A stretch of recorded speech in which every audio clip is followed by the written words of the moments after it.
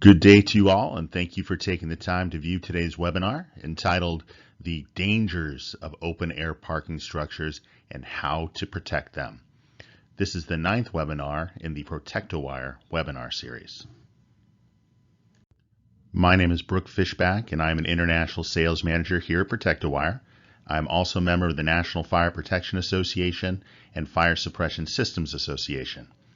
Today we're going to discuss automatic fire detection and suppression in open-air parking structures. Since specific rules and regulations for parking structure fire protection can vary from country to country, we will review through the lens of the National Fire Protection Association, whose codes tend to be referenced worldwide. We will discuss current parking structure protection, impending changes, and reasons for those changes.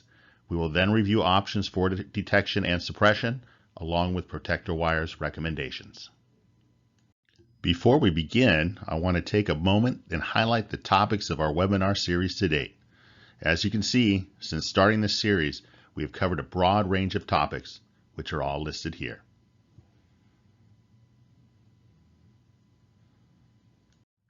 If you are new to our webinar series, or just want to catch up on any of the previously recorded webinars, you can find these on our website at protectowire.com/resources. Here you can also find and download data sheets, product manuals, and other information.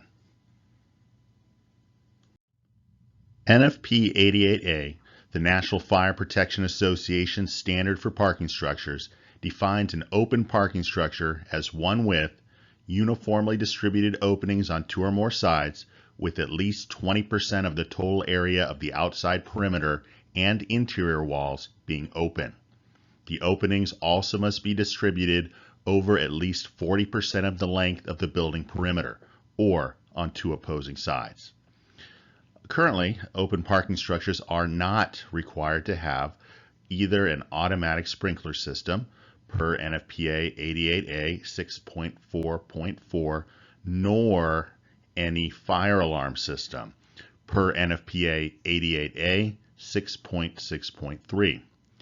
Enclosed parking structures, on the other hand, are required to have an automatic sprinkler system if it is located below grade or is more than 15 meters, or about 50 feet high, and not made wholly of non-combustible or limited combustible materials.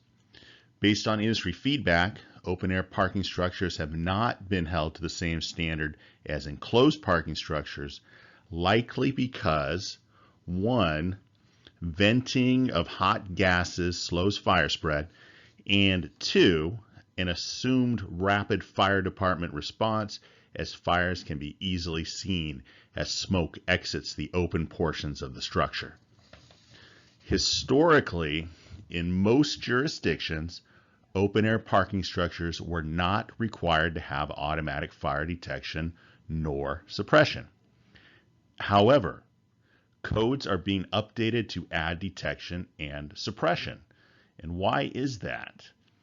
Generally because of new vehicle construction, which we will review in the next 3 slides. Modern vehicles have increased use of polymers or plastics, and these materials often ignite easier. They contain more chemical energy per volume and burn more intensely and or longer than historical materials used in the building of cars. Also, cars with plastic gas tanks. In Europe, for example, it's estimated to be 85% of automobiles. This creates more opportunities for spilled fuel and increased fire intensity as the plastic melts. Alternative fuel vehicles. These include plug-in hybrid electric vehicles, fully electric vehicles, and hydrogen fuel cell vehicles. Lithium-ion batteries used in modern electric vehicles present a different fire hazard than traditional vehicles, as lithium-ion batteries have the potential for thermal runaway. Fires in lithium-ion batteries are more difficult to extinguish than gasoline or diesel fires and require large amounts of water to fully contain and mitigate the hazard. Water needs to be applied to the exterior of the battery pack for hours, while the temperature is also monitored. A few years ago, I remember seeing an image of a fire brigade in the Netherlands submerging a still smoldering hybrid vehicle with a lithium-ion battery in a shipping container filled with water in an effort to try to stop the fire. Fires in cars with hydrogen fuel cells provide a different challenge, as hydrogen is much lighter than air, so leaking or burning hydrogen can quickly send flames upwards in a column. Larger vehicles parked closer together. Larger cars have more burnable fuel, combustible plastics, etc., and parking structures attempt to maximize the use of space in order to fit as many cars as possible, making fires easier to spread from car to car and also increasing fire size. As you can see in the image, there's a lot of cars, bigger, parked close together. Here are two high-profile recent open-air parking structure fires that help to stimulate the move towards requiring fire detection and suppression in open-air parking structures: the Liverpool fire and the Stavanger airport fire. Of the Liverpool fire, it was said that at the height of the fire and as it intensifies, it spread to an additional car every 30 seconds, and in total, over 1,400 cars were damaged. Stavanger airport fire, over 1,300 cars were damaged, and there was a partial collapse of the structure. In response to the Stavanger airport fire, there was a study done by the Research Institutes of Sweden, and it concluded, and I'm going to quote this, "The following fire safety measures would probably have had an effect on the development of the fire and led to less extensive consequences. 1. An automatic fire alarm system would probably have led to the fire service being notified earlier. And 2. An automatic extinguishing system would have contributed to mitigating the fire and limiting the fire spread." Because of the new vehicle construction and recent notable open-air parking structure fires, the NFPA 88A committee has proposed the changes shown here in the slide to the NFPA 88A standard for parking structures, and this is now out for public comment. And what you've done, or what they've done, and it's fairly clear to see, is they have changed it to simply read, "Automatic sprinkler systems shall be installed in all parking structures." And so why automatic sprinkler systems? And folks, the simple answer is because they work. There was a study done in the late 80s by two Australian researchers, Thomas and Bennett, where they performed a number of fire tests on cars and looked at the fire development, and they came up with 4 clear results, and I'll read them for you. 1, a sprinkler system was effective at controlling a developing fire. 2, a sprinkler system was equally as effective at controlling a fully developed fire. 3, without sprinklers, fire is likely to spread from car to car. And 4, with sprinklers, spread of fire is unlikely. So, folks, again, why is the NFPA proposing these changes to the NFPA 88A standard for parking structures? Because sprinklers work. Now, let's review your options for your sprinkler systems as well as for your automatic detection. For the sprinkler system, one should rule out a wet pipe system given that open-air parking structures are exposed to outside temperatures, which provides for the potential of water inside pipes freezing, and so we want to focus on a dry pipe system. Deluge systems will dump water through all sprinkler heads, not only on and around the fire, unnecessarily using large quantities of water and creating drainage and flooding issues. Pre-action systems help to avoid false alarms by requiring an alarm temperature be detected by an initiating device prior to water filling the sprinkler pipes, and should be recommended for open-air parking structures. For your automatic detection, smoke detectors have a high potential for false alarms caused by exhaust and other pollutants. Flame detectors work based on line of sight and may be less effective at seeing fires in structures with numerous support beams and walls. Spot heat detectors occupy specific areas in the ceiling, and wind conditions through the open car park may blow hot gases away from their location. Linear heat detectors, as they sense heat along their entire length, have a better opportunity to detect wind-blown gases. Given the potential for mechanical damage to linear heat detectors in an open-air car park by overloaded or construction vehicles, maintenance crews with ladders, vandals, etc., a special type of linear heat detector, confirmed temperature initiation or CTI, is recommended. A pre-action fire sprinkler system is a type of sprinkler that requires a two-step process in order to discharge. Pre-action fire sprinklers are a dry pipe sprinkler system. Water is not contained in the pipes but is held back by a pre-action valve. Pre-action valves are electrically operated valves that are activated by the fire alarm control panel. After the confirmed temperature initiation, CTI, linear heat detector detects a fire. The steps for activation of pre-action sprinkler system are: fire is detected by confirmed temperature initiation linear heat detector, which signals the fire alarm control panel, which signals the pre-action valve to open, allowing water to flow into the sprinkler pipes. Each fire sprinkler head is opened individually.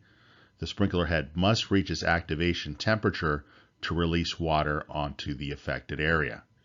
Sprinkler systems are installed in accordance with NFPA 13, the standard for the installation of sprinkler systems. So it's well named. CTI linear heat detectors are unique, patented detectors that are designed to prevent false alarms by confirming an actual heat event prior to an alarm being initiated. They are installed per NFPA 72, the fire alarm and signaling code. Here's a cross-section of the CTI cable, and we will review step-by-step its construction to show you how it is made and how this affects how it performs. CTI linear heat detector construction begins with two 0.89 millimeter, about 0.035 inch conductors, one of copper-coated spring steel and one of constantan. Each conductor is coated with a special heat-sensitive polymer designed to melt at a specific temperature while being physically stable at lower temperatures. Currently, our CTI is available in 6 different activation temperatures: 57C or 135F, 68C or 155F, 88C or 190F, 105C or 220F, 138C or 280F, and 180C or 356F. And we are surveying the market to review adding additional activation temperatures. The conductors are then twisted together, imposing a continuous spring pressure between them. The twisted pair is then wrapped in a protective mylar tape. The tape improves the performance of the detector by allowing the outer jacket to be extruded in physical contact with the inner twisted pair without damaging it. The physical contact improves thermal conduction. A protective outer jacket is then extruded over the taped pair. Identification of the detector is printed on the jacket at the time of extrusion. Jacket type XCR would be recommended for open-air parking structure applications. It consists of a high-performance fluoropolymer jacket and is designed for exterior environments as well as harsh interior applications. Features of this low-smoke jacket include excellent chemical resistance, abrasion resistance, weather resistance, and high-temperature performance.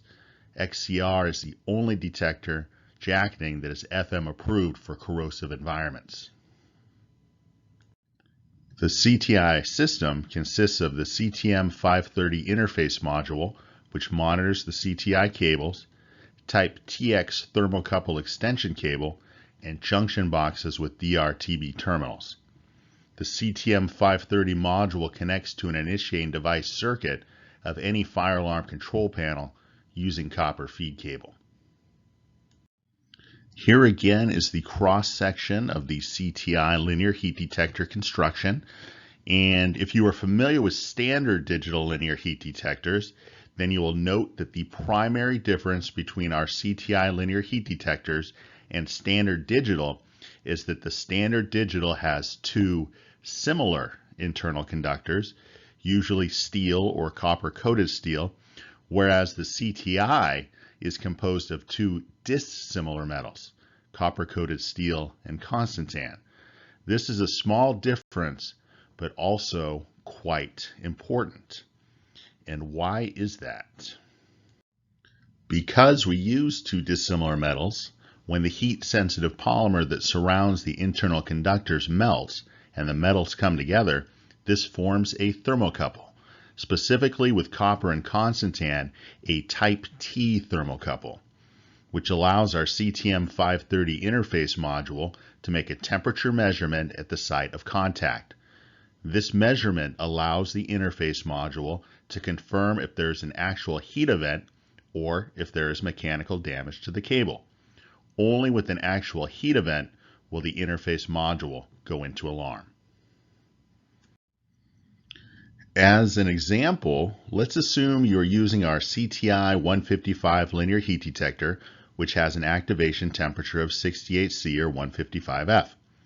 In the top image, if there's a complete break in the cable, then the current stops and an open condition is noted on the module with the screen noting open and fault light illuminating. You would need to walk the cable run to find the break, and you would splice in new cable. In the middle and bottom images, the internal conductors come together, electrically shorting and creating a Type T thermocouple. The CTM530 calculates the temperature to confirm if the temperature is greater than 68 C or 155 F, which would indicate a heat event and alarm condition. In the middle image, the temperature calculation is less than 68 C or 155 F. The interface module notes a short fault and short light illuminating, indicating damage to the cable, and the module calculates the distance to the short fault so that it can be located and repaired. In the bottom image, the temperature calculation is greater than 68 C or 155 F, indicating a heat event, and the module goes into alarm, signaling the fire alarm control panel, which signals the pre-action sprinkler system to open and allow water to fill the pipes. The module calculates the distance to the alarm condition so that the location of the fire is identified and the fire brigade can more quickly and safely reach the fire to extinguish it. The CTM530 interface module monitors the CTI cables in the protection zone.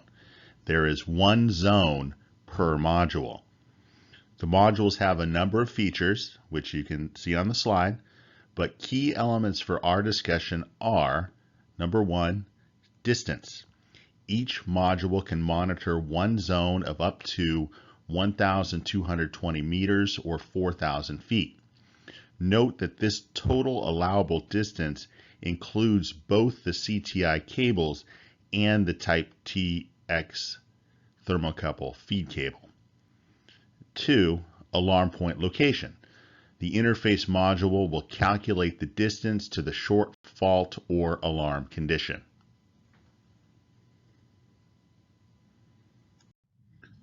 Now let's review an open-air parking structure installation using our CTI linear heat detectors in this 3-story mock-up. Note that the image is not to a proper design standard. We're not showing any ramps or egresses, etc. And that the roof of the top level is not shown so that we can demonstrate the potential installation path of the CTI cables. So folks, you're going to have to pretend that there is a roof on the top level of this garage, and we have removed it so that we can show the path of the CTI linear heat detectors on what would be the ceiling. On the side, you can see the 3 CTM interface modules, each one monitoring one parking level, which in this example equates to one protection zone. Each CTM module then connects to an initiating device circuit in the fire alarm control panel. Installation of the CTI cables is per NFPA 72, the National Fire Protection Association's fire alarm and signaling code. The CTI cables have a listed spacing per Underwriters Laboratories, or UL, of 15.2 meters or 50 feet, and Factory Mutual, or FM, of 9.1 meters or 30 feet. And NFPA 72 will help determine final spacing based on ceiling height and ceiling characteristics, like beams, pockets, etc. As the CTI cables are being used as pre-action for the sprinkler system, you want to run the CTI cables along the same paths as the sprinkler pipes. Ideally, you would attach the CTI cables directly to the sprinkler pipes, as they can, in this situation, be considered an essential part of the sprinkler system.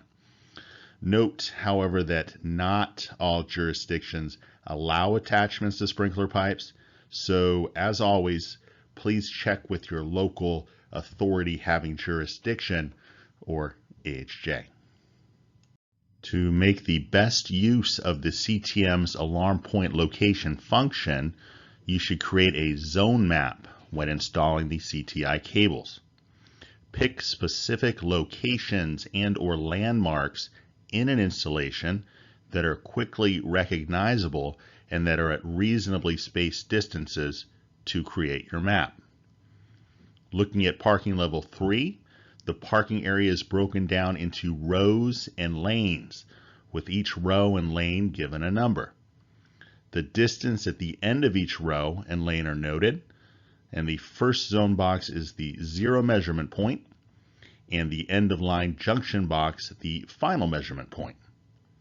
Zone maps should be located at the main fire alarm control panel, and copies in associated facility control rooms and with a local fire brigade who would service a fire call.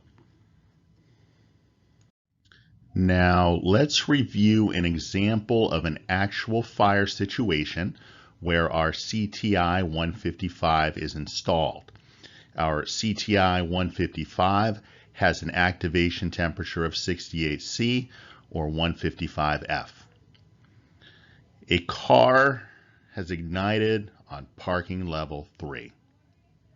The heat-sensitive polymers surrounding the internal conductors in the CTI 155 melt when the temperature reaches 68C or 155F, causing the conductors to come into contact with one another and forming a type T thermocouple.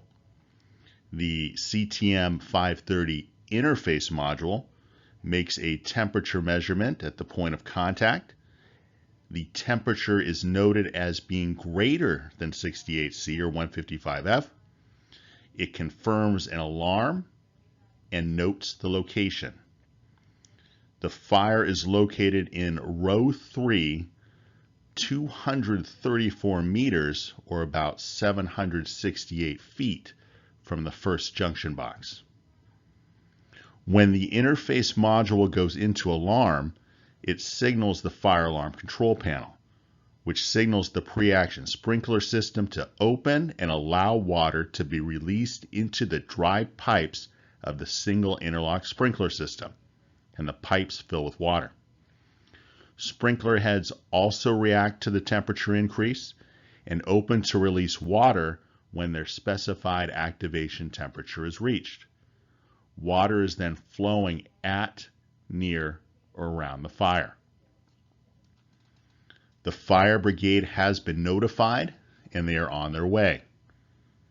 They have accessed the zone map, so they know the location of the fire and can determine the best way to approach the fire to guarantee both maximum safety for firefighters and also the fastest route to get to and to extinguish the fire. To summarize what we've reviewed today, open-air car structures are going to require automatic sprinkler systems because by having an automatic sprinkler system, fire size is controlled and fire spread is limited until the fire brigade can arrive to extinguish the fire. We're recommending a dry pipe system on account of environmental factors that could cause water in pipes to freeze, and ideally a single interlock system to avoid false alarms. Linear heat detectors are recommended for the automatic detection and pre-action of the sprinkler system, and we are recommending the confirmed temperature initiation, or CTI, to prevent false alarms and also for alarm point location. Remember, with the alarm point location, it helps the fire brigade to gain quick access to the location of the fire for safety and to most quickly and effectively extinguish the fire. Want to thank you all again for taking time to participate in our webinar today, the dangers of open-air parking structures and how to protect them. For additional information, you can go to our website, and any additional questions you may have, you can email info@protectowire.com.